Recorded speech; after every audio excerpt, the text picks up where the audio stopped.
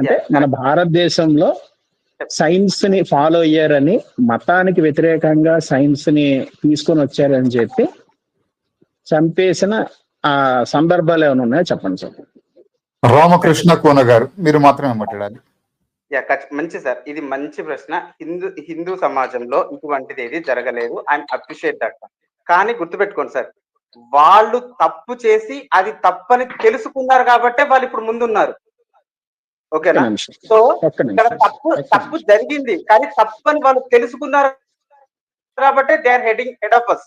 So దయచేసి, ఒక తప్పు జరిగింది అక్కడ, కానీ ఇక్కడ ఆ తప్పు జరగలేదు, దాని కరెక్షన్ లేదు, దాని మీద ప్రోగ్రెస్ లేదు. సో దయచేసి మానవ సమాజం ఎప్పుడు కూడా ఎర్రర్స్, అలాగే దాని తర్వాత ఫాలో అయ్యే డెవలప్మెంట్ మీద ఉంటుంది. సో తప్పు జరగలేదు కాబట్టి ఇది గొప్ప సమాజం అయి ఉండొచ్చు, కానీ తప్పు జరగలేదు కాబట్టి ఇక్కడ ప్రోగ్రెస్ అవకాశం లేదు.